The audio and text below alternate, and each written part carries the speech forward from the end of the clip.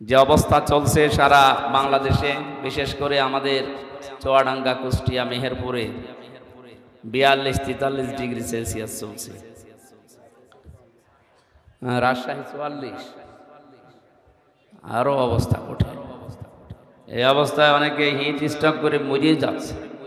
তারপরও আল্লাহ এই গরমের ভেতরে যে আপনাদেরকে কোরআনে কারিমের আকর্ষণে বসিয়ে রেখেছেন, না হামজার আকর্ষণে, কোরআনে কারিমের আকর্ষণে যারা বসে আছেন, খুশি হয়ে বলেন আলহামদুলিল্লাহ। আজকের এই সময়টুকু কিয়ামতের ময়দানে আল্লাহ যখন হিসাব নেবেন তখন বাইরে রাখবেন। এই সময়ের হিসাব আল্লাহর কাছে দেওয়া লাগবে না, কারণ এর সাথে যার যে সম্পর্ক আছে কোনো কিছুকে আল্লাহ নষ্ট করেন না। যে এর কাছে আসবে, ইন্নাহু লাকুরআনুন কারীম, নিশ্চয় এটা সম্মানিত কোরআন। এর কাছে যে আসবে দুনিয়া আখিরাতে তার সম্মান মর্যাদা আল্লাহ দিন যত যাবে বাড়িয়ে দেবে। এটা আমাদের জীবনে একটা নিয়ামত মনে করছি আমরা, নাকি বলেন? আল্লাহ পাক বলেন, ওয়াইদ তাআযানা রাব্বুকুম লাইন শাকারতুম লাযিদান্নাকুম ওয়া লাইন কাফারতুম ইন্না আযাবি লাশাদীদ। সূরা ইব্রাহিমের 9 নম্বর আয়াত 7 নম্বর আয়াতে আছে, তাফসীর হাক্কানিতে পড়েছি। আল্লাহ পাক বলেন, যদি নিয়ামত পাও শুকরিয়া আদায় করো, আমি আল্লাহ অবশ্যই ওটা তোমাদের জীবনে বৃদ্ধি করে দেব, বাড়িয়ে দেব। এই যে লাযিদান্নাকুম এই শব্দের ব্যাখ্যা করতে গিয়ে মুফাসসির লিখেছেন, কেউ যদি নিয়ামত পেয়ে শুকরিয়া আদায় করতে চায় 3টা শর্ত তাকে মানা লাগবে। কয়টা? আমরা অনেকে মনে করি নিয়ামতের শুকরিয়া আদায় মানে টুটি পর্যন্ত খেয়ে একটা ঢেকর তৈরি বললাম আলহামদুলিল্লাহ হয়ে গেল, না, এটা একটা বাক্য। কেউ যদি শুকরিয়া আদায় করে, লাযিদান্নাকুম লামে তাকিদ নুনে সাকিলা, এত বড় কঠিন শব্দ আল্লাহ দিতেন না, এমনিতে নরমাল শব্দ দিতে পারতেন। নিয়ামত কি এবং এর শুকরিয়া আদায় করলে আল্লাহ যে বাড়িয়ে দেবেন কেন, ব্যাখ্যায় যে 3টা জিনিস পেয়েছি। 1 নম্বরে, এই কথা বলেন কে গো, কি আসছে এখানে? কেউ আসবেন না ভাই, এই চুপ করে। এমনিতে জেলখানায় 3 বছর এক ঘরের ভেতরে ছিলাম, জানা জিনিসও ভুলে গেছি। এখন বারবার ডিস্টার্ব করলে যতটুকু আছে ও ছাতা হারিয়ে যাবে। এই জন্যে একটু ডিস্টার্ব করবেন না, 1 ঘন্টা খানিক আপনি স্পষ্ট কথাগুলো স্পষ্টভাবে শোনেন, যদি বোঝার চেষ্টা করেন, যদি নাও মানতে পারেন তাও 500 রাকাত নফল নামাজ চাও, আর মানতে পারলে তো সময় সোহাগা। যদিও বাস্তবতা আমাদেরকে ওইদিকে মনে হচ্ছে নিয়ে যাচ্ছে না, যে আমরা কোরআনে কারিমের যে আয়াত পড়েছি এগুলো মানতে পারবো কিনা জানি না, তবে চেষ্টা চালাবো ইনশাআল্লাহ।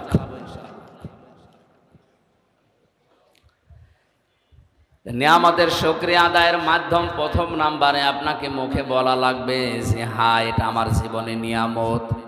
এটা কি? এটা বলা লাগবে আপনাকে। 2 নম্বরে, এ নিয়ামত পাওয়ার পরে আপনি যে অন্তরের ভেতরে একটা অনির্বচন শোক আপনি অনুভব করবেন, এটা সবাই পায় না। শব্দটা কি বললাম? একটা অনির্বচন শোক আপনি পাবেন। কি এটা? উদাহরণ দিতে গিয়ে তাফসিরে পড়েছি, চিল যখন ছো মারতে আসে পাখিকে, মুরগিকে, হাঁসকে, আমরা দেখি মুরগি আস্তে করে নিজের ডানাটা এভাবে বিছিয়ে ডাউন করে দেয়। এই যে ডাউন করার পরে ওর নিচে যে বাচ্চাগুলো যে একটা কিচির মিচির আওয়াজ দেয়, বাংলাতে এটাকে বলা হয় অনির্বচন আনন্দ। যদি কোনো নিয়ামত পাওয়ার পরে কোনো মানুষ শুকরিয়া আদায় করে, কোরআনে কারীম জানিয়েছে ওর মনের ভেতরে আল্লাহ একটা অজানা সুখ নিজের পক্ষ থেকে দান করবেন। আজকের যে তেলাওয়াতকৃত আয়াতগুলো আমার মনে হচ্ছে এখানে অনেকে আলেম বসে আছে, দেখবেন আপনি যদি বোঝার চেষ্টা করেন, আমার চোখের দিকে তাকাবেন, আমার মন বলছে কোরআনের এই নিগূঢ় তথ্যগুলো উপস্থাপন করলে আমাদের অনেকের চোখ দিয়ে পানি আসবে।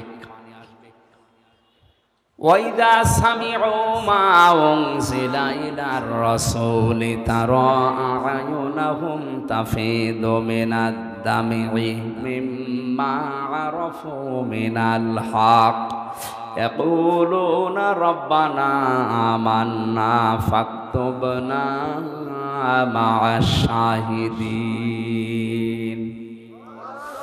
সূরা মায়েদার 83 নম্বর আয়াতে আল্লাহ জানিয়েছেন, হে নবী আপনি যখন কোরআনে কারীম তাদের সামনে পড়বেন, ওরা শ্রবণ করার পরে দেখতে পাবেন আপনার কথাগুলো যারা অনুধাবন করা, এর মর্ম মানেগুলো যারা উপলব্ধি করার ক্ষমতা রাখে, ওদের চোখ দিয়ে মনের অশান্তি পানি পড়ছে। কোরআনের আলোচনায় সবার চোখে পানি আসবে না, এটা বোঝার মতো যোগ্যতা যদি আপনার থাকে, উপলব্ধি করতে পারেন যে আল্লাহ কি বলে আর আমি কি করি, আপনি দেখবেন কখন আপনি কেঁদে ফেলেছেন আপনি টের পাচ্ছেন না। বাড়ি যাওয়ার আগে ও মানুষগুলো বলবে আল্লাহ ইয়াকুলুনা রব্বানা আমান্না, এগুলো তো আমরা বিশ্বাস করেছি, ফাকতুবনা মা'আশ শাহিদিন, যারা সাক্ষী দিয়েছে তাদের সাথে আমার নামটাও তুমি লিখে নাও। বলেন আমিন। মনের ভেতরে একটা অনির্বচন সুখ আপনি নিতে পারবেন। 3 নম্বরে যে কথাগুলো এখানে বলা হবে কোরআনে কারীম দিয়ে, এই কথাগুলো প্র্যাকটিক্যাল লাইফে আপনি সেট করে করে আল্লাহকে দেখাবেন। এর নাম লা ইন শাকারতুম লা আযীদান্নাকুম। কেউ যদি নিয়ামত পাওয়ার পরে শুকরিয়া আদায় এই 3টা পদ্ধতিতে করতে পারে, আল্লাহর গ্যারান্টি আল্লাহ এই নিয়ামত তার জীবনে আবার বৃদ্ধি করে দিবেন। বলেন আমিন। ওয়ালা ইন কাফারতুম ইন্না আযাবি লাশাদীদ, যদি গুরুত্ব না দেন, যদি দাম না দেন, মর্যাদা না দেন, আল্লাহ পাক বলেন ওটা আমি ছিনিয়ে নেব, কেড়ে নেব। শুধু কেড়ে নেব তা না, আযাবের ভেতরে ফেলে দেব।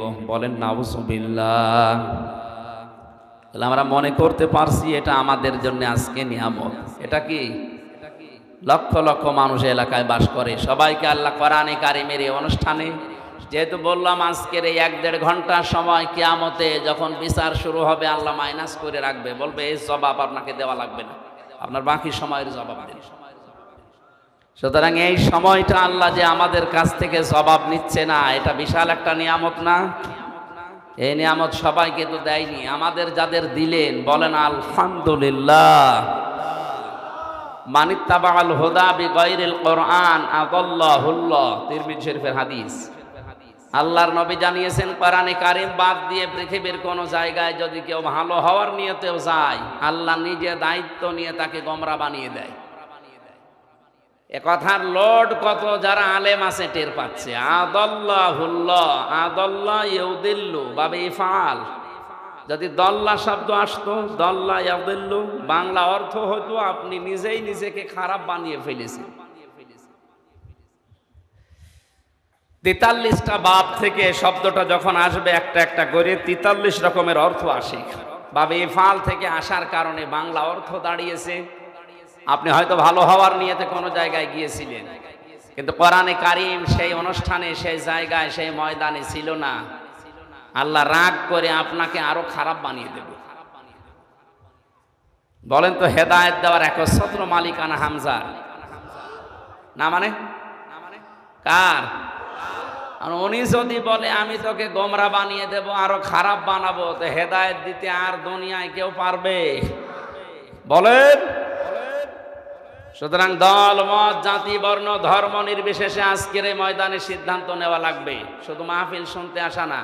এ প্রচন্ড গরমে কষ্ট করে যখন এসেছেনই, আজকেই মন থেকে সিদ্ধান্ত নিয়ে বাড়ি যাবেন। কোরআন যেখানে নেই, জীবনের আগ পর্যন্ত যতদিন আজরাইল না আসে ওখানে আমি আর যাব না।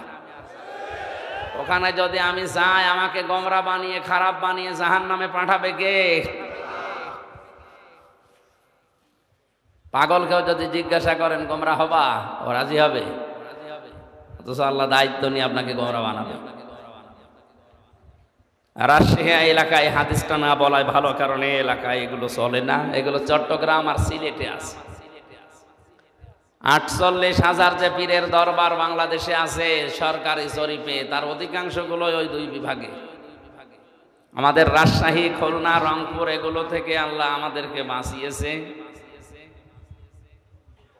না, জিনিস খারাপ না, মানে যে জিনিস যত ভালো তার ভেজাল বের হয় তত তাড়াতাড়ি।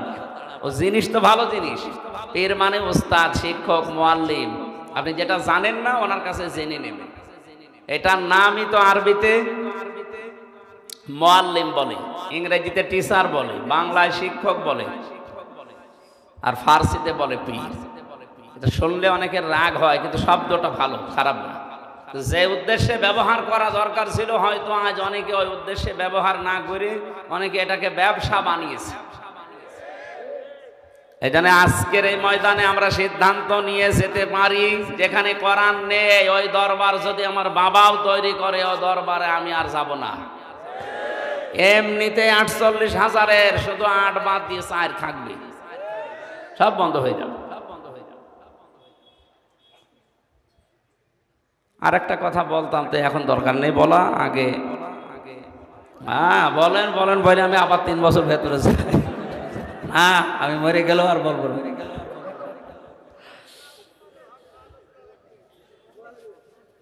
চোখ বন্ধ করে বলি আল্লাহ যা করে। শুধু পীর সাহেবের দরবারে কোরআন নেই ওখানে গেলে আল্লাহ গোমরা বানিয়ে বেঁধে তা না। যেই দলে কোরআন নেই ওই দল যদি আমি সাপোর্ট করি ওখানে থাকি আমাকেও আল্লাহ গোমরা বানিয়ে দেবে। সুতরাং এটা রাজনীতি মনে না করে নিজেকে বাঁচার জন্য আপনাকে বললাম। আমি দেখতে পাচ্ছি কোরআনের আর হাদিসের চোখ লাগিয়ে আপনি জাহান্নামে যাচ্ছেন। আপনি যেন না যান, আপনার নিজের বাবার মতো ভাইয়ের মতো আমিও আপনাকে ভালোবাসি। নবীর হাদিস দিয়ে সতর্ক করলাম, এখন আপনার বিবেককে যা বলে তাই করে। যে দলে কোরআন নেই ওই দল যদি আমার বাবাও প্রতিষ্ঠাতা হয় ও দলে আমি এখন থেকে নেই। এটাকে এই সামিয়ানা পর্যন্ত না বাইরে যাবে? আল্লাহ আমাদের বিবেকের তালা লাগা দরজা খুলে দাও, বলেন আমিন। এত নিচের কথা বলার পরেও যদি কারো বিবেক না খোলে আমার মনে হয় ওর বিবেকের উপরে কুকুরে পোশাক পেয়েছে। ও বলছে ঠিক, সবটা ঠিক হলে সমস্যা। আল্লাহ তুমি আমাদেরকে ওমরের মতো বানিয়ে দাও, বলেন আমিন। দরুদ আর সালাম পড়ছি আমাদের নবী মুহাম্মদ রাসূলুল্লাহ সাল্লাল্লাহু আলাইহি ওয়াসাল্লামের প্রতি, যারা আনিত আদর্শ পেয়ে আমরা খুশি না বেজার। আমি এখানে একটা সূক্ষ্ম কথা বলছি। আমরা যারা ওযু করি, ওযু ভেঙে যায় কয় কারণে বলেন তো? বলেন বলেন। 7 কারণে ওযু ভেঙে যায়। যদি একটাও পাওয়া যায় ওযু ভেঙে গেছে, নষ্ট হয়ে গেছে, ওই ওযু দিয়ে আর নামাজ হবে? বলেন। এটা যেমন বুঝলেন নামাজ ভেঙে যায় 19টা কারণে। কয়টা? কেউ যদি নামাজ পড়ে 19টার ভেতরে একটাও পাওয়া যায়, ওই নামাজ আর নামাজ হবে? ও নামাজ পড়াও যা। এই 2টা বুঝেছেন কিনা আগে বলেন? বুঝেছেন? এটা যেহেতু ক্লাস চলছে আর বেশিরভাগ সব শিক্ষক বসে আছে। বিশ্ববিদ্যালয়ে থাকাকালীন দেখেছি সবচাইতে বেশি ক্লাসে প্রশ্ন করতেন ডক্টর লোকমান স্যার। ওনারা জিজ্ঞাসা করতো ছাত্র যে এত বেশি প্রশ্ন করেন, বলছে প্রশ্ন করলেও এটা জীবনে ভুলবা না।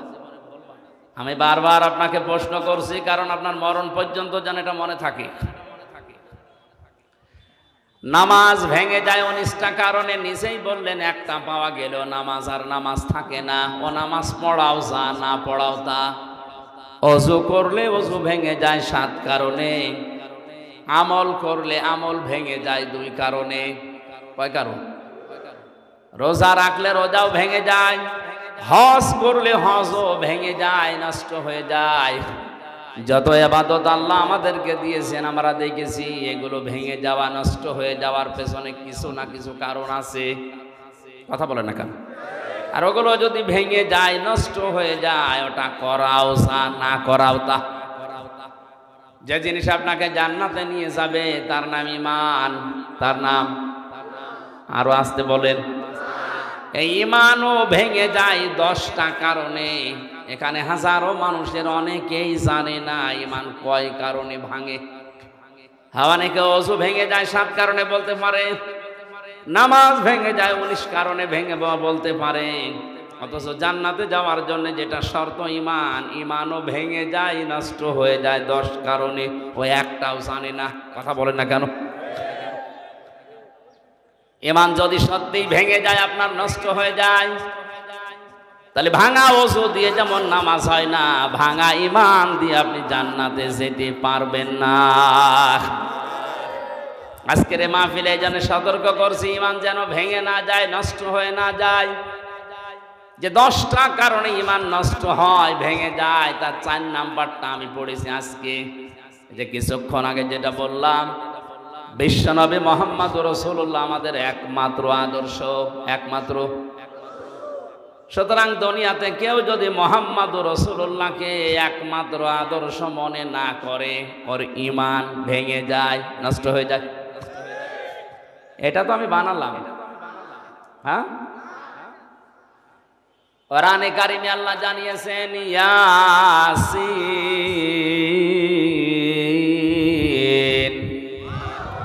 ইয়াসিন সূরার ভেতরে 86টা আয়াত আছে। একবার পড়লেই 10 খতম কোরআন শরীফের সওয়াব হয়। সে জন্মের পর থেকে শুনছি।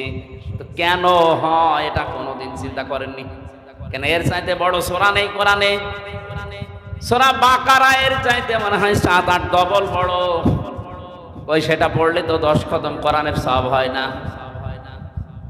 সূরা আলে ইমরান এত বড়, 200টা আয়াত, এত বড় সূরা পড়লেও 10 খতম কোরআনের সওয়াব হয় না। ইয়াসিন মাত্র 5 থেকে 5.5 পৃষ্ঠা, 86টা মাত্র আয়াত। এটা পড়লে কোরআন 10 বার পড়ার সওয়াব পাবেন এমনিতেই না, অবশ্যই কোনো না কোনো কারণ আছে।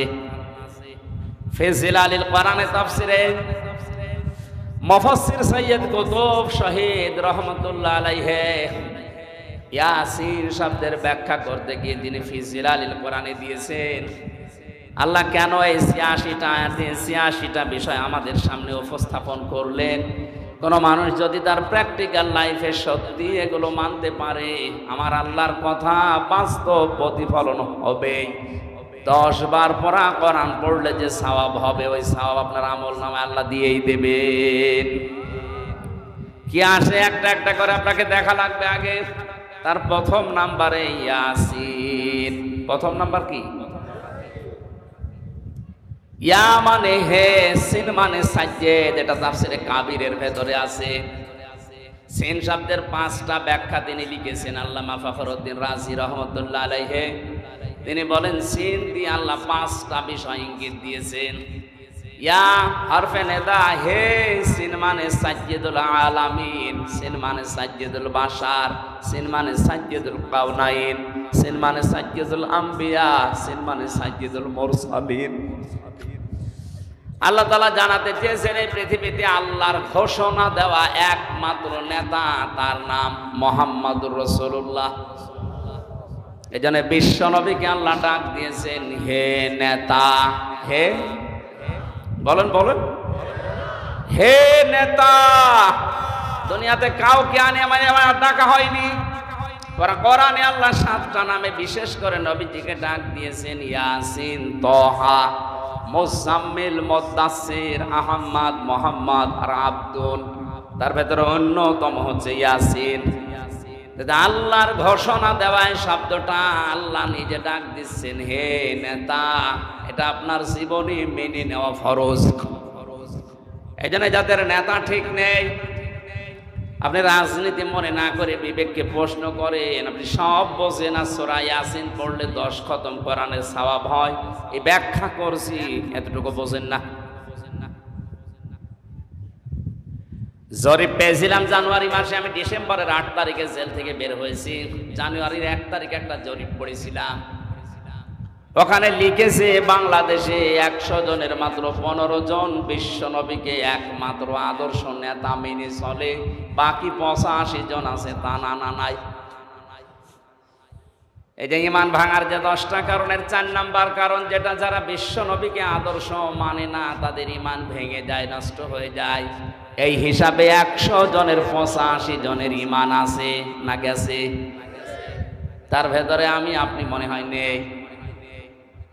আমরা যেন পড়ে না যাই ওর ভেতরে। এই যে 15 জন আছে, এর ভেতরে যেন আমরা থাকতে পারি। আল্লাহ আমাদেরকে কবুল করো, বলেন আমিন। আপনার ঈমানই যদি ভেঙে যায়, আপনি কি নিয়ে পড়াই করছেন? পৃথিবীর যত বিষয় আছে, প্রতিটি বিষয়ের একটা আলাদা আলাদা স্বাদ পাবেন। কেউ যদি ঈমান আনে ঈমানের সে স্বাদ পাবে। নবীজির চাচা হযরতে আব্বাস বলেন, মান যাকাতা আমাল ঈমান মান রাদিয়া বিল্লাহি রাব্বা। কোন মানুষ যদি আল্লাহকে রব বলে খুশি থাকতে পারে যে আল্লাহ আমার রব, আমি খুশি আছি, শুধু খুশি না, এর উপর আমি টিকে আছি। কোন মানুষ যদি সত্যিই রব বলে খুশি থাকে এবং টিকে থাকে, তাতানাজ্জালু আলাইহিমুল মালাইকা, আল্লাহ পাক বলেন আমি তার জন্য ফেরেশতা নাজিল করে হলেও সাহায্য করব। তাতানাজ্জালু এটা মুজারে বর্তমান, ভবিষ্যৎ, প্রেজেন্ট, ফিউচার। এখন করছেন, মালাকুন না দিয়ে মালাইকা দিয়েছেন। কিয়ামত পর্যন্ত আল্লাহ যে সাহায্য করবে, আল্লাহর এই ওয়াদা, এটা মিথ্যা হতে পারে? আরো আসতে বলেন না। ফেরেশতারা ওই সময় এসে কি বলবে? আল্লাহ তাখাফু ওয়ালা তাহজানু, ভয় পাবেন না, চিন্তা করবেন না। কিসের ভয়, কিসের চিন্তা? তাফসিরে ইবনে কাসির মুফাসসির লিখেছেন, মানুষ হয়তো ভয় করতে পারে, আল্লাহ আমি এখনই যদি মারা যাই, হয়তো চিন্তা করতে পারে এখনই মারা গেলে আমার যে ছেলে আছে ও ছেলের কি হবে, আমার যে মেয়ে বিয়ে দেওয়া লাগবে ও মেয়ের কি হবে, আমার যে বিশাল সম্পদ আমি গড়েছি, আমার যে বিশাল ক্ষমতা, এটা আমার কি হবে। এই চিন্তা, এই ভয় তার মনের ভেতরে আসতে পারে। ফেরেশতারা ওই সময় এসে তাকে বলে ভয় পাবেন না, চিন্তাও করবেন না, ওগুলোর সব দায়িত্ব আল্লাহ নিজের হাতে নিয়ে নিয়েছে। এই ওয়াজটা করা যত সহজ মুখ দিয়ে, এটা প্র্যাকটিক্যাল লাইফে সেট করা অত সহজ না। যারা সেট করেছে তারা বুঝতেছে। আমি বলতাম না শুধু এই আয়াতের সাথে রিলেটেড, এই জন্য বলছি যেন আপনি উদ্বুদ্ধ হতে পারেন। জেলখানায় থাকাকালীন এক কারারক্ষী এসে আমার বলছিল আল্লাহর এক বান্দার ফাঁসি হবে, রাত 10টা তার ফাঁসি। সন্ধ্যা 7টার সময় এসে বলছে, স্যার আপনি রেডি হয়ে থাকেন, আর বেশি সময় নেই। উনি আমারে বলছে, কারারক্ষী ভাই এখনো তো 3টা ঘন্টা আছে, আমি 2 ঘন্টা ঘুমিয়ে গেলাম, তুমি 1 ঘন্টা আগে আমার ডেকে দিও। কারারক্ষী আমাদেরও পাহারা দিচ্ছিল, ওই সময় ডাক দিয়ে বলছে, হুজুর দেখলাম ঠিক লোকটা ঘুমিয়ে গেল, বলে আমি নিজে এটা আমার চোখে দেখেছি। নাই তো এই সময় মানুষের ঘুম আসার কথা না। আল্লাহ তাখাফু ওয়ালা তাহজানু, ফেরেশতারা যেন কানের কাছে এসে বলে আল্লাহর বান্দা ভয় পাবেন না, চিন্তা করবেন না।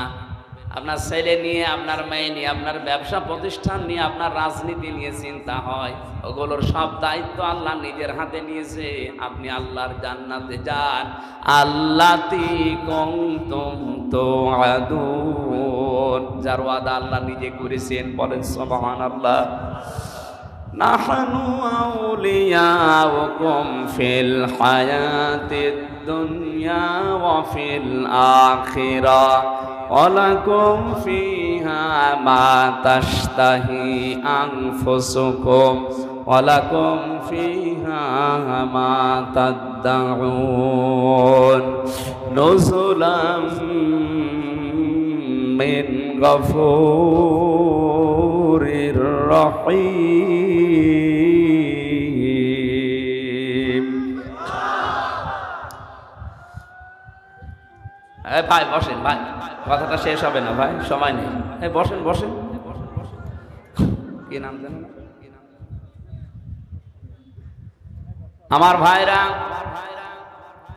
আমি আয়াতের ডিপ যেটা ভেতরে যেটা শব্দ পেয়েছি, সত্যি যদি আমরা আল্লাহকে রব বলার পরে সন্তুষ্ট থাকতে পারি, খুশি থাকতে পারি, ইমানের একটা স্বাদ আমরা পাবো। শুধু পাবো এতটুকুই না, ফেরেশতারা বলবে আমরা তোমাদের সাথে আছি। আমরা এইটা এখন দেখতে চাই। ফিলিস্তিনের মুসলমানদের জন্য এটা এখন সবচাইতে জরুরি। 57টা মুসলমান রাষ্ট্র দুনিয়াতে, আমার তো মনে হচ্ছে যতটুকু এরা যদি শুধু প্রসাব করে দেয়, ইসরায়েল ভেসে যাওয়ার কথা। অথচ তাদের মনে সান্ত্বনা এইটাই, ফিলিস্তিনের মুসলমানেরা নাহানু আউলিয়াউকুম ফিল হায়াতিদ দুনিয়া ওয়া ফিল আখিরাহ, এই আয়াত পড়ার পরে মনে হয় ফেরেশতারা ওদেরকে যেন বলছে, চিন্তা করবেন না, আমরা সাথে আছি। শুধু এতটুকুই না, জান্নাতে যাওয়া পর্যন্ত তোমাদের সাথে বন্ধু হয়ে থাকবো। এমন জান্নাতে পৌঁছিয়ে দেব যেখানে যাওয়ার পরে চাওয়ার আগে জিনিস পাওয়া যাবে। এটা আল্লাহর পক্ষ থেকে, দয়াময় মহান মেহেরবানের পক্ষ থেকে এটার মেহমানদারি। আমার ভাইরা, আমরা ঈদের দিন যেভাবে সকালবেলা আনন্দ করলাম, সেমাই খেলাম, মিষ্টি খেয়েছি, অথচ ঈদের দিন ওই সময় ফিলিস্তিনের ছোট ছোট বাচ্চারা পাথর খাচ্ছে, বোমা খাচ্ছে। ওদেরকে যদি আল্লাহর ফেরেশতা মণ্ডলী এসে কিছু নাই বলবে, কোনো সান্ত্বনায় নাই দেবে, ওরা টিকে থাকলো দুনিয়ায় কি করে? অবশ্যই ওরা ইমানের স্বাদ পেয়েছে। আল্লাহকে রব বলার পরে যারা খুশি হয়ে যারা টিকে আছে দুনিয়ায়, যারা ইসলামকে জীবন ব্যবস্থা হিসাবে পেয়ে খুশি আছে। ওস্তাদ বলছিলেন না, ইন্নাদ-দীনা ইনদাল্লাহিল ইসলাম, পৃথিবীতে একটাই মাত্র জীবন ব্যবস্থা যার নাম ইসলাম। এটা থেকে সরানোর জন্য আজ অনেকে সূক্ষ্ম ষড়যন্ত্র চালিয়ে যাচ্ছে এই দেশেও। পরিষ্কার ভাষায় বলছি, আল্লাহর ঘোষণা, আপনি পৃথিবীর কোন ধর্ম দিয়ে, কোন নিয়ম নীতি দিয়ে আল্লাহ পর্যন্ত যেতে পারবেন না। তাহলে আল্লাহ দ্বীনের আগে আলিফ লাম দিতেন না। এটা নির্দিষ্ট করে দিয়েছেন, একটাই মাত্র ধর্ম, একটাই জীবন ব্যবস্থা যেটা দিয়ে আল্লাহ পর্যন্ত পৌঁছানো যায়, আল্লাহকে রাজি করা যায়। অমাইয়াবতাগি গায়রাল ইসলামি দীনান ফালাই ইউকবালা মিন, ইলা আখিরি আয়াত। তোমাদের ভেতরে ইসলাম বাদ দিয়ে যদি অন্য কোনো নিয়ম নীতি ধর্ম দিয়ে আল্লাহ পর্যন্ত যেতে চাও, তোমাদের জীবনের কোনো কিছু আল্লাহ কবুল করবেন না, করছেও না, করবেনও না। বলেন নাউজুবিল্লাহ। সুতরাং এ বিষয়ে আমরা যারা ৯৬% মুসলমানের দেশে আছি, আমাদের একটু সতর্ক হওয়া লাগবে। আমাদেরকে যেন ইসলাম ইসলাম ইসলাম থেকে দূরে সরিয়ে অন্য কোনো জায়গায় নিয়ে যেতে না পারে।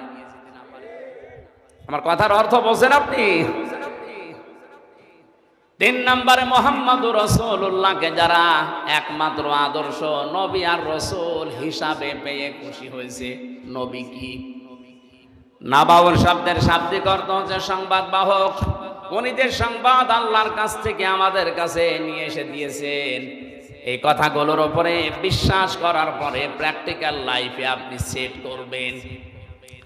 রাসূল মুহাম্মদুর রাসূলুল্লাহ সাল্লাল্লাহু আলাইহি ওয়াসাল্লামকে যারা এ দুনিয়াতে রাসূল হিসাবে পেয়ে খুশি হয়ে গেছে, সত্যি সত্যি আল্লাহ তাদেরকে ঈমানের একটা আলাদা স্বাদ গ্রহণ করাবেন।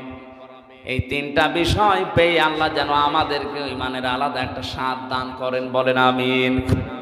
সূরা মারিজের ১০ থেকে ১৮ এতগুলো আয়াত আমরা কোরআনে কারীম থেকে পড়লাম।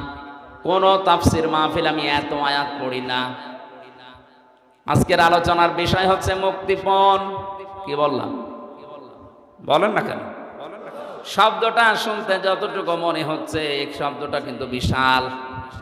আমি জেলখানায় বসে বসে মাওলানা মামুনুল হক, মাওলানা শাখাওয়াত হোসেন রাজি আর আমি ৩ জন এক জায়গায় ছিলাম। ওনারা এই আয়াতটা বের করে বললাম, হুজুর দেখেন তো এর ভেতরে কিছু করা যায় কিনা। এখান থেকে যে বিষয়গুলো ওনারা কয়েকটা তাফসীর থেকে বের করে করে আমাকে শুনিয়েছিলেন, আমি কিছু কিছু জিনিসের সাথে মিলিয়ে দেখলাম যে মুক্তিপণ শব্দটা শুনতে যত সহজ মনে হচ্ছে, বিষয়টা অত সহজ না।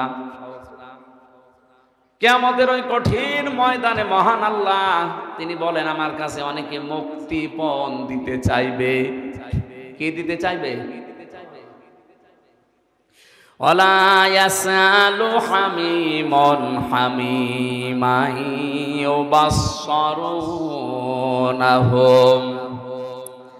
আল্লাহ পাক বলেন, ওই কিয়ামতের কঠিন ময়দানে যেদিন যুবক মানুষ বৃদ্ধ হয়ে যাবে, মেয়েদের লজ্জা স্থান বাদ দিয়ে পেট ফেটে বাচ্চা বের হয়ে যাবে, দুধের বাচ্চার কথা পর্যন্ত মানুষ ভুলে যাবে, মাটি পড়ে তামা হয়ে যাবে, মাথার মগজগুলো টকবক করে পড়তে থাকবে নাক কান দিয়ে।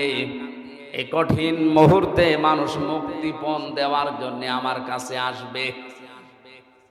কোন শহীদ, কোন বন্ধু বন্ধুর পরিচয় দেবে না, এমনকি তাদেরকে যদি সম্মুখে নিয়ে আসা হয়, সামনাসামনি করা হয়, ভুলে যাবে, বলবে কে বন্ধু, আমি চিনি না তোরে।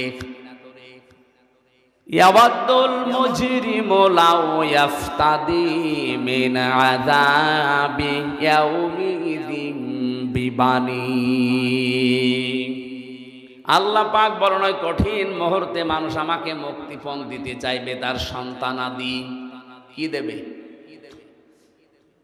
আমার ছোট মেয়েটা জান্নাতুল মাওয়ার পরের যেটা ফারিহা জান্নাত, এর আমি 1 বছর রেখে গিয়েছিলাম জেলখানায় যাওয়ার আগে। এখন ওর বয়স 4 বছর। ওর প্রতি আমার যে দুর্বলতা, যে ভালোবাসায় 3 বছরে জন্মিয়েছে আমি না দেখার পরেও, যদিও আমার এখনো ভালো চেনে না। জেল থেকে বের হয়ে বাড়ি গিয়ে যেদিন গেলাম, আমার বছর হুজুর আমাদের বাড়ি চলেন, হুজুর আমাদের বাড়ি চলেন মানে মানে ও যে আমার মেয়ে, আমি যে ওর বাবা, ও আমার চেনেই না, মনে করে বিভিন্ন হুজুর আসে, আজকে মনে হয় হুজুরই এসেছে। অথচ ওকে না দেখে যে ভালোবাসা, যে মহব্বত ওর প্রতি তৈরি হয়েছে, আমার যতটুকু মহব্বত ওর প্রতি, কেউ যদি বলে পুরা রাজশাহী তোমাকে দিয়ে দেব, ফারিহাকে মেরে ফেলো, আমার সম্ভব না। কি ভালোবাসা ওর প্রতি বলেন তো আমার।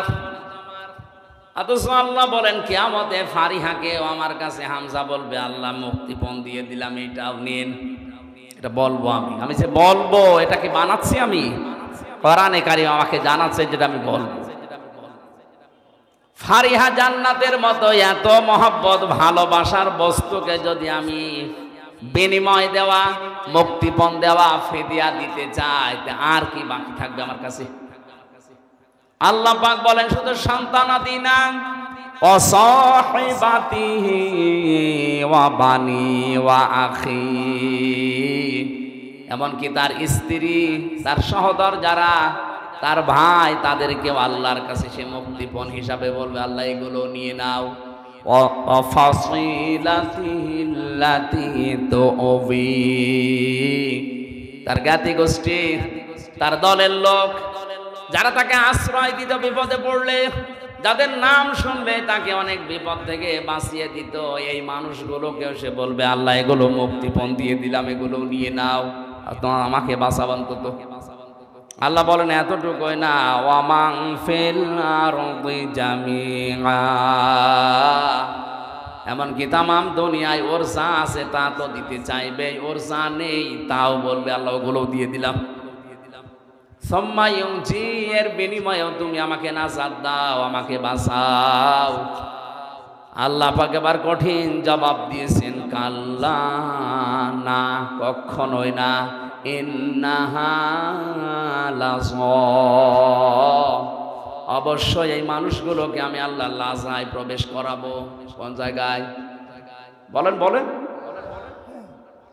এখানে একটা কমন প্রশ্ন আমরা অনেকবার করেছি, আমরা অনেকেই জানি যে জাহান্নাম 7টা, জান্নাত 8টা।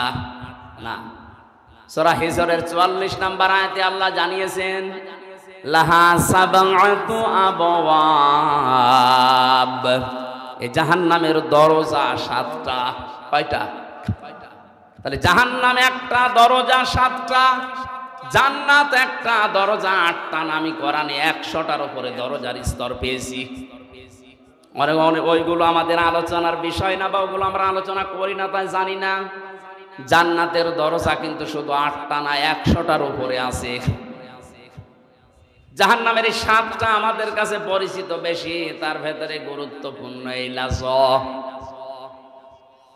একটা জাহান্নাম তার স্তর বা দরজা হচ্ছে 7টা। মনে করেন আল্লাহ পাক বলেন, লিকুল্লি বাবিম মিনহুম জুজউম মাকসুম, দুনিয়াতে যে ধরনের অপরাধ করবে, কিয়ামতে আল্লাহ তাকে ওই দরজা দিয়ে প্রবেশ করাবে, তার জন্য ওই কিসিম, ওই অংশ ভাগ করা থাকবে।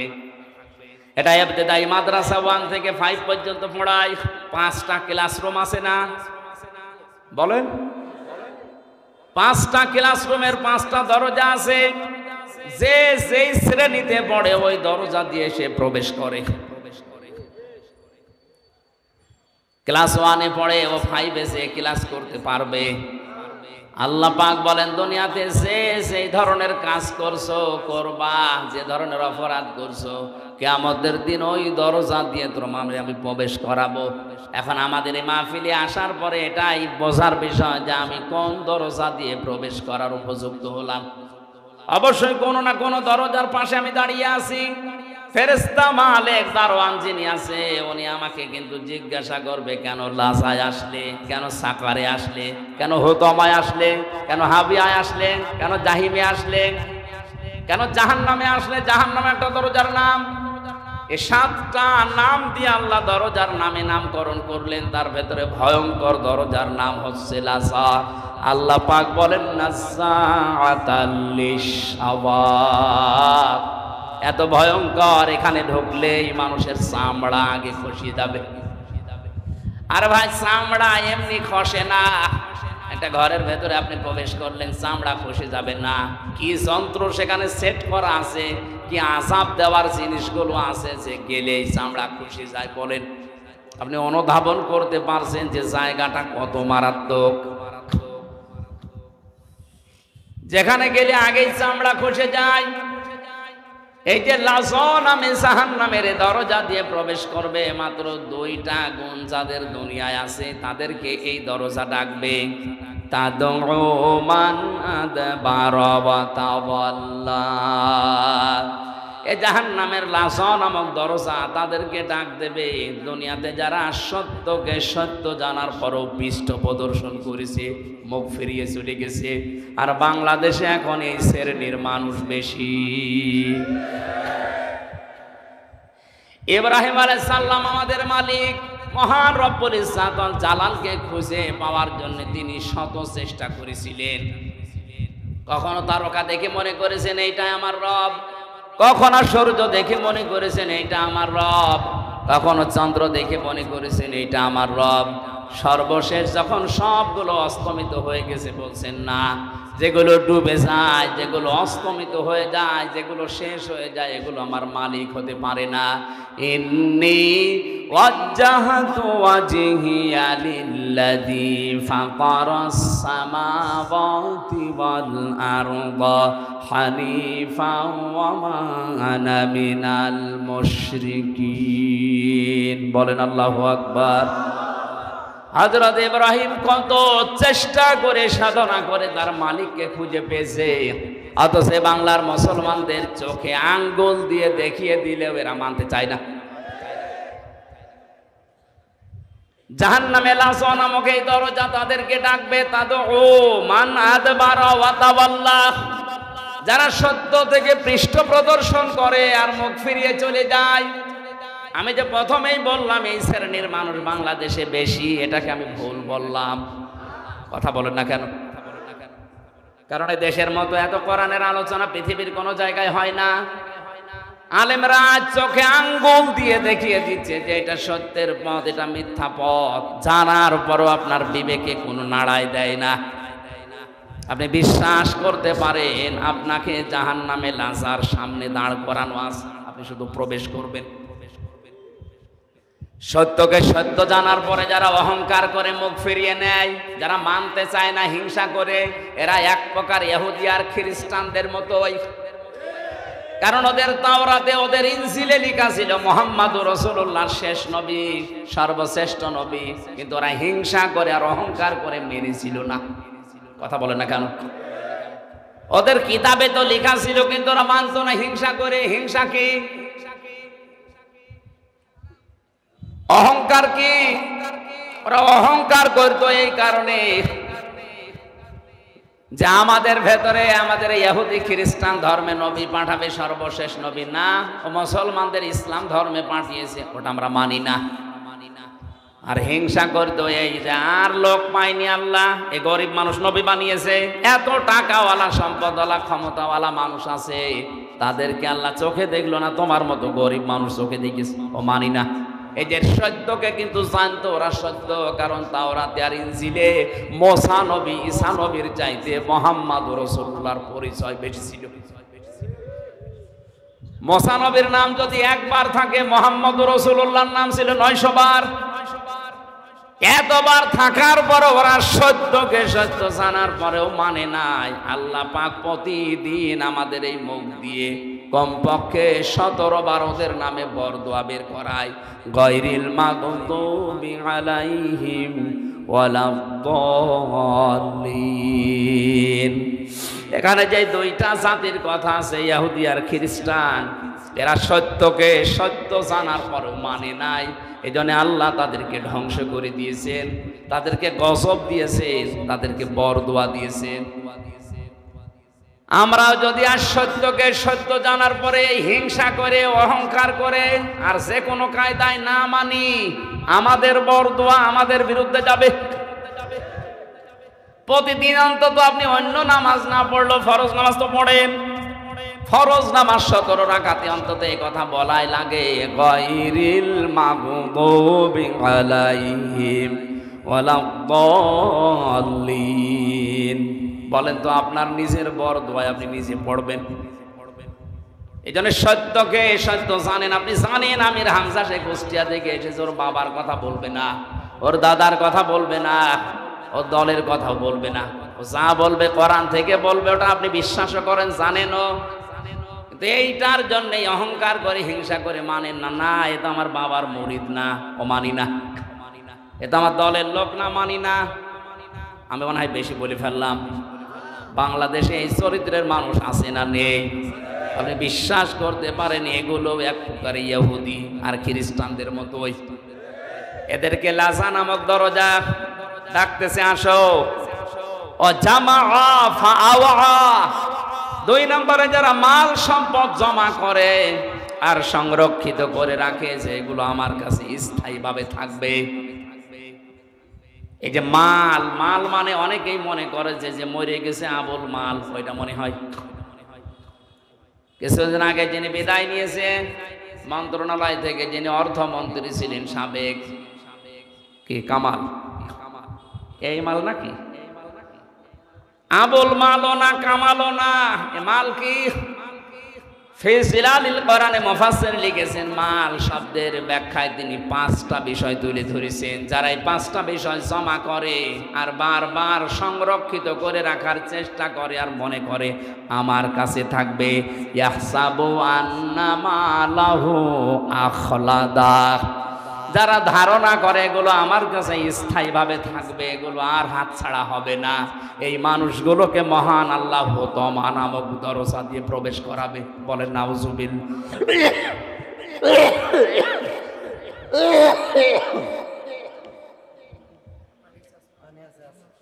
না না,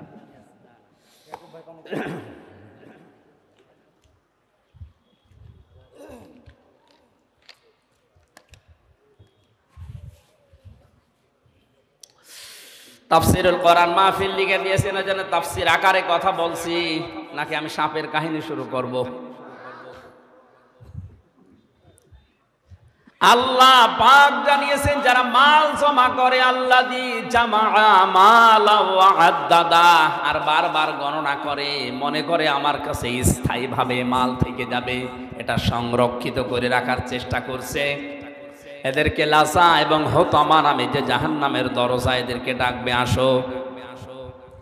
এমন কঠিন অবস্থা আল্লাহ দরজার ভেতরে রেখেছেন, নারুল্লাহিল মুকদা। আল্লাহ পাক বলেন, হুতামা নামক জাহান্নামে যে দরজার ভেতরে আগুন আছে, এই আগুন আমি আল্লাহ নিজে জ্বালিয়েছি। বলেন নাউজুবিল্লাহ। দুনিয়ার আগুন কোন জায়গায় লাগলে সে জায়গা পুড়ে যায়, আর হুতামা নামক জাহান্নামে যে আগুন আল্লাহ রেখেছেন, ওই জায়গায় কেউ গেলে আগে তার কলিজা পুড়ে যাবে।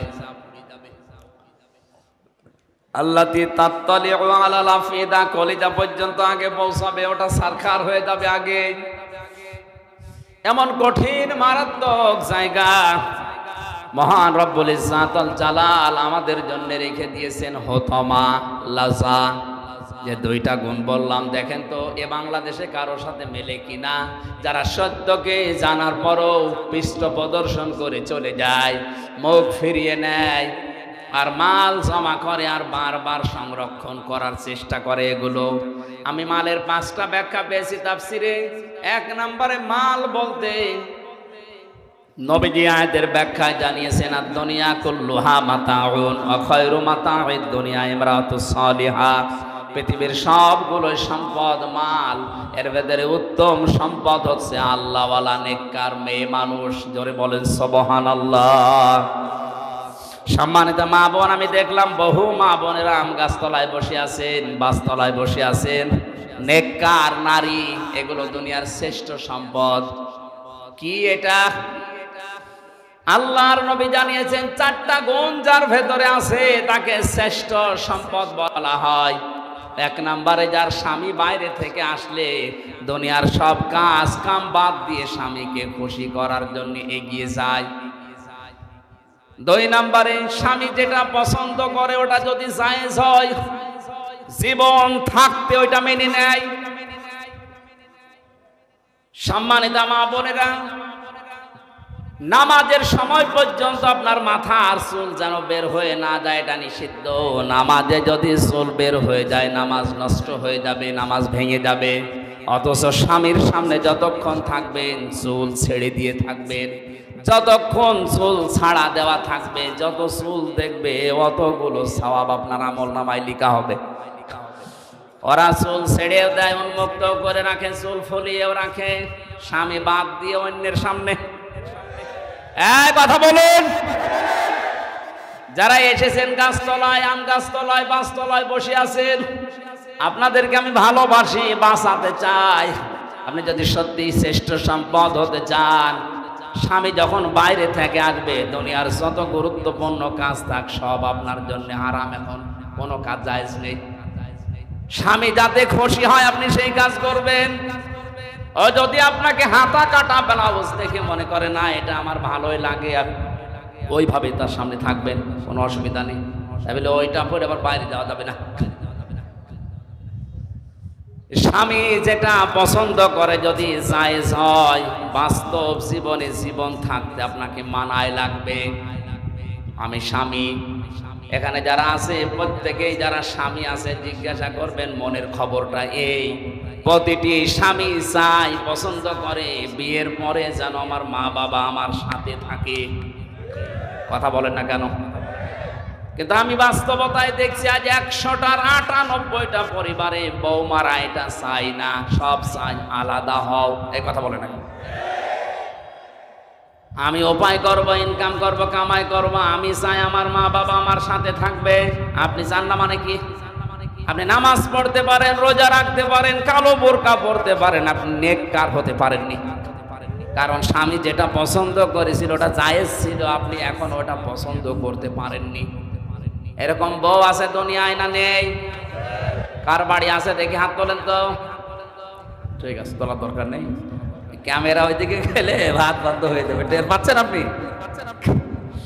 এত বড় বড় মহারথী বসে আছে, এখানে কেউ হাত তুলতে সাহস পাচ্ছে না। আপনি আবেগে হাত তুলে বসে আছেন, একবার যদি ক্যামেরা ওইদিকে ঘুরিয়ে দিত কি হয়তো বুঝতে পারছেন না? কয়েকদিন আগে আমি সৌদি থেকে এসেছি, ওমরা থেকে। ওখানে সবচাইতে একটা বেশি ভিডিও দেখতাম। বাংলাদেশের চট্টগ্রামের এক জায়গায় 4 ছেলে 2 মেয়ে, এরা 6 ভাই বোন মিলে তার 95 বছরের বয়সের বাবাকে নিজের সম্পদগুলো সব নিজেদের নামে লিখে রাস্তায় ছেড়ে দিয়েছে। নাউজুবিল্লাহ, মানে শুধু নাউজুবিল্লাহ বলে শেষ করে দেবেন হয়ে গেল না। শুধু ওই 6 ভাই বোনের দোষ না, ওই বাবারও দোষ আছে। বলেন, এই 6টা ভাই বোন জানেই না যে বাবা কি জিনিস। মা মরে গেছে 10 বছর আগে। নিজেরা 6 জন মিলে কায়দা করে বাবার জমিগুলো নিজের নামে লিখে নিয়ে বাবাকে এখন রাস্তায় ছেড়ে দিয়েছে। বেটার বয়স 95 বছর, ও পড়বে রাস্তায়, মরবে ডেনে পড়ে, সারা জীবন কুকুরের খাবার হবে। সেটা নাউজুবিল্লাহ যারা বললেন না, আমি নাউজুবিল্লাহ বলতে চাই না। এখানে দোষ এই বাবাটার আছে। কারণ আল্লাহর পরে যে মার বাবার স্থান, ও বাবা ওই 6 ছেলে মেয়েকে কোনোদিন জানায়নি, ওই রকম শিক্ষা কোনোদিন তাদের দেয়নি। কথা বলেন ঠিক কিনা? আর শিক্ষা ব্যবস্থা নিয়েও যে সূক্ষ্ম ষড়যন্ত্র অনেকে করছে।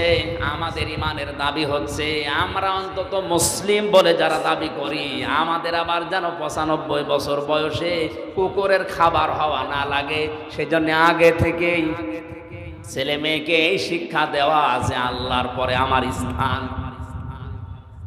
এটা পাওয়া যাবে যেই জায়গায়, ওখানে আপনি নিয়ে যান তারে।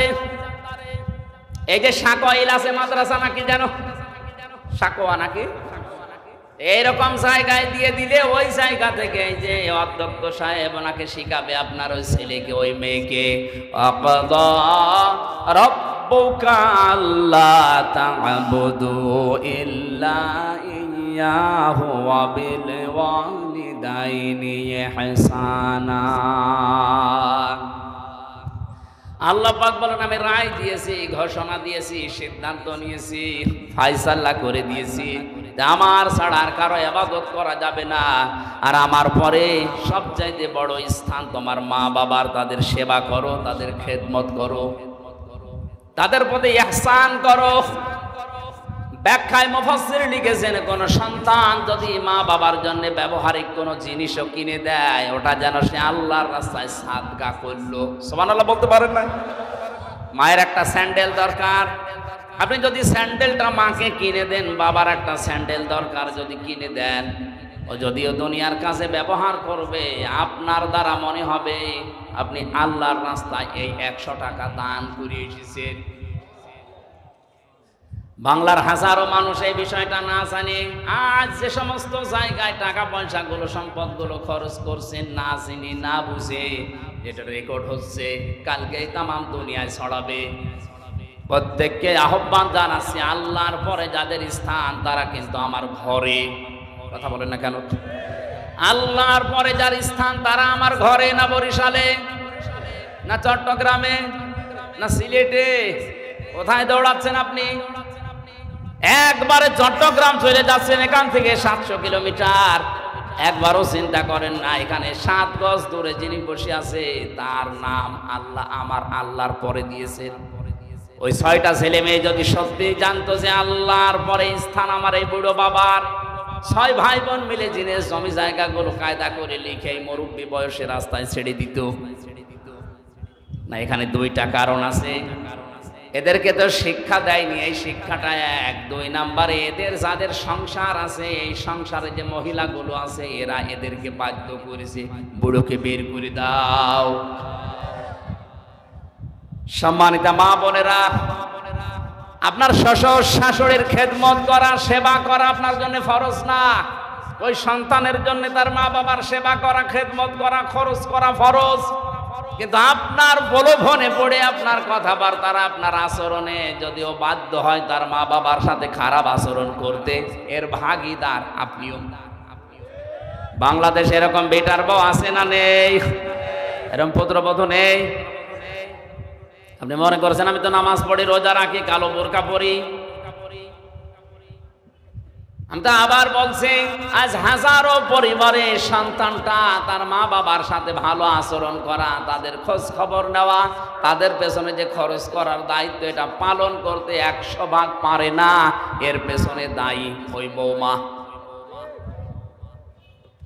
কথাটা যদি সত্য হয়ে গেল, এইটাই বাস্তব। আল্লাহ মেয়েদেরকে যেন এই সংকীর্ণ মনা মন থেকে বেরিয়ে আসার তৌফিক দেন, বলেন আমিন। আমি নিজে একজনের জামাই, আল্লাহর কসমে কোরআন আমার সামনে আমি হাতে নিয়ে বলছি, আমি আমার শ্বশুর শাশুড়িকে যে নজরে দেখি, যেভাবে মহব্বত ভালোবাসা দেয়, সত্যি করে বলছি প্রত্যেকটা পুত্রবধূ যদি তার শ্বশুর আর শাশুড়িকে এই নজরে দেখতো, কোনো ছেলে তার মা বাবাকে আলাদা করে দিত না। আমি তো মেলেন আমি পাই না, কোন কারণে তাদের আলাদা করে দেওয়া লাগবে আমি তো বুঝি না। আপনি কি মনে করেন যে আলাদা করে দিলে আমি বেশি খেতে পারবো, আনন্দে থাকতে পারবো? নবীজি হাদিস তিরমিজি শরীফের হাদিসে জানিয়েছেন, কোন স্ত্রী যদি চায় যে তার স্বামীর হায়াত বেড়ে যাক, তার স্বামীর সম্পদ বেড়ে যাক, তার সম্মান বেড়ে যাক, সে যেন স্ত্রী হিসাবে স্বামীকে বারবার পরামর্শ দেয়, স্বামী তুমি আর যাই করো অন্তত নিকট আত্মীয় স্বজনের খোঁজ রাখো।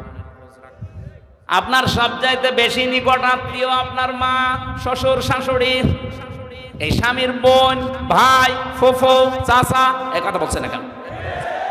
এদের খোঁজ খবর রাখবেন আপনার যতটুকু সামর্থ্য আছে, বারবার তাকিদ দিয়ে হলেও এটা করবেন। তাহলে দুনিয়ার যে ভয়গুলো আছে এই ভয়গুলো আল্লাহ দূর করে দেবে। মুহাম্মদুর রাসূলুল্লাহ যেদিন নবুয়ত পাওয়ার পরে এসে ভয় পেয়েছিলেন, বলছিলেন সাম্মিলুনি, আমারে ঢেকে দাও।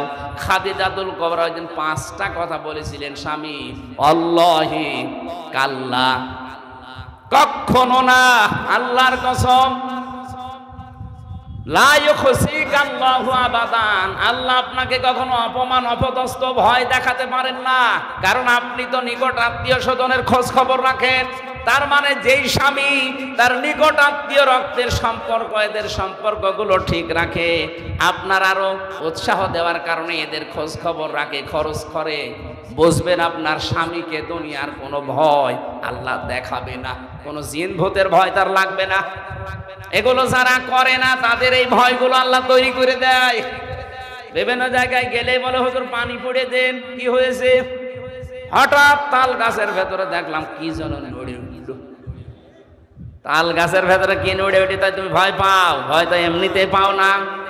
রক্তের সম্পর্ক যাদের সাথে আছে তাদের সাথে কোনো সম্পর্ক তোমার নেই, ধর্ম আত্মীয় পাতিয়েছে, মাসে 3 বার করে তার কাছে টেলিফোন করে, অথচ নিজের আপন বোন আজ 10 বছর খবর নেয় না। এরকম ভাই নেই দেশে। উত্তম স্ত্রীর কথা বলছিলাম, পৃথিবীর শ্রেষ্ঠ সম্পদ যারা, স্বামী যেটা পছন্দ করে আপনি পছন্দ করবেন, ওটা যদি জায়েজ হয়। 3 নম্বরে আপনি স্বামীকে খুশি করার জন্য সাজগোজ করবেন। 4 নম্বরে স্বামীর সম্পদ এবং তার সন্তানদেরকে আপনি ইসলামের পথে চালানোর জন্য চেষ্টা চালাবেন, দেখে শুনে রাখবেন। এই 4টা গুণ যেই মহিলার ভেতরে আছে, আল্লাহর নবী জানিয়েছেন 8টা দরজা আল্লাহ খুলে রাখবে জান্নাতের, যে দরজা দিয়ে প্রবেশ করবে কেউ নিষেধ করবে না। বলেন আমিন। দুনিয়ার শ্রেষ্ঠ সম্পদের 1 নম্বরে মালের যে পরিচয় পেয়েছি, এটা নেককার নারী। 2 নম্বরে মালের পরিচয় আছে, মাল মানে ক্ষমতার চেয়ার, মার মানে এ চেয়ারকে যারা পেয়েছেন আর মনে করছেন এটা সংরক্ষণ করে রাখবো, স্থায়ী করে রাখবো, এ আর কোনোদিন আমার কাছে হারাবে না। আপনি প্রস্তুত নেন, প্রস্তুতি নেন, আপনাকে লাসা নামক দরজা ডাকতেছে। যারা জমা করে, এগুলো মাল জমা করে আর সংরক্ষণ করে রাখার চেষ্টা করে, পৃথিবীর কোনো কিছুই আপনার কাছে স্থায়ী না। এখন চোখ বন্ধ হয়ে গেলে এ চেয়ার পর্যন্ত আপনার বিরুদ্ধে দাঁড়াবে। কথা বলে ঠিক কিনা?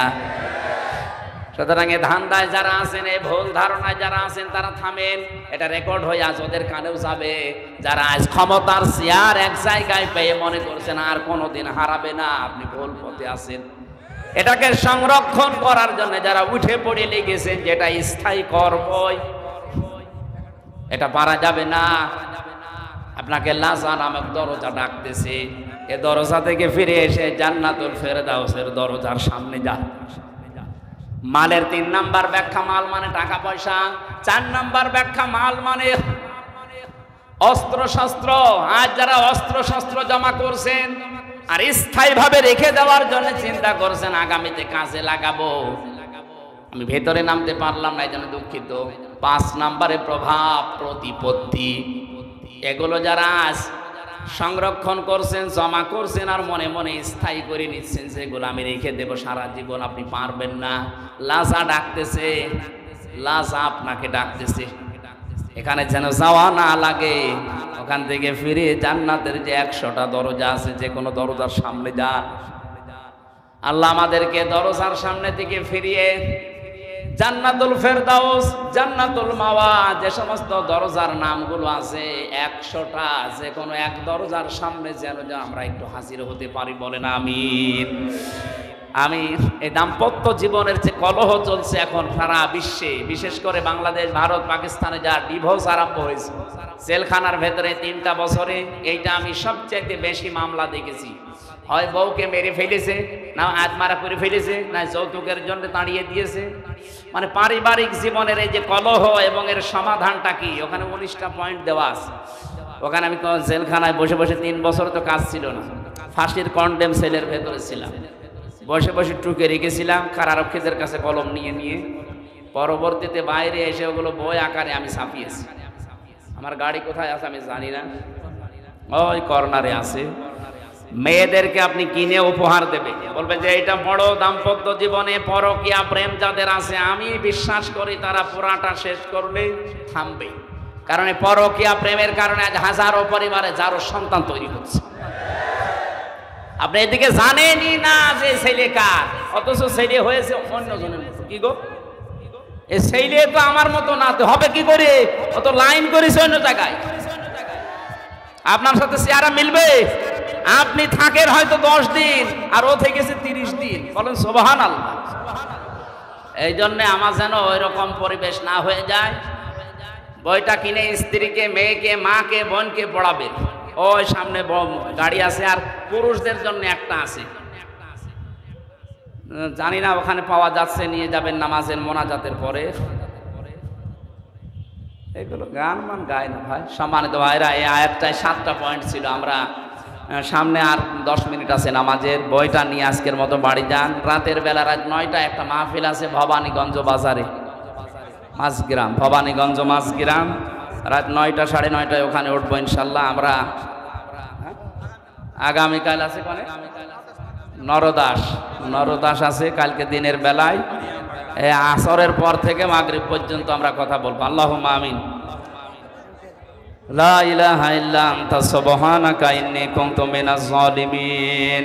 রব্বুল আলামিনের প্রচন্ড গরমে জান্নাতের বাগান যারা সাজিয়ে দিল, এই মানুষগুলোকে তুমি কবুল করো। যত আলেম এখানে এসেছে, আমার মাথার তাজ আলেমদেরকে তুমি হযরতে আবু বকরের মতো মা বানিয়ে দাও।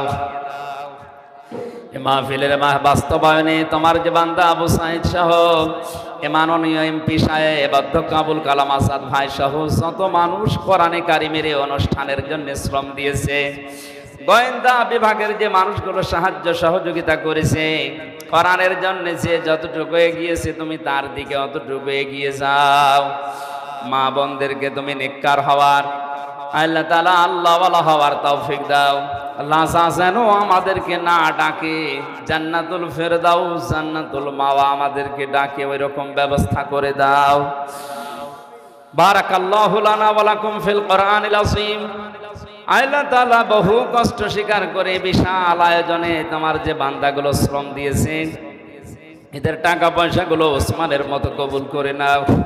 আমরা অসুস্থ যারা আছি, আমাদেরকে শেফায়ে কামেলা আজেলা নসিব করো। আল্লাহ আমার কণ্ঠে ব্যথা করছে, শরীরও ভালো না, অসুস্থ আছি, মুসাফির অবস্থায় আছি, মাজলুম অবস্থায় আছি, মন থেকে দোয়া করছি, আল্লাহ তুমি আমাদের হামে ওয়া নাসির হয়ে যাও। বারাকাল্লাহু লানা ওয়া লাকুম ফিল কোরআনিল আযীম। আলহামদুলিল্লাহি রাব্বিল আলামিন। আল্লাহুম্মা ইন্নী আসআলুকা শাহাদাতান ফি সাবিলিক। যখনই মরণ আসবে যেন একবার হলেও পড়ি লা ইলাহা ইল্লাল্লাহ।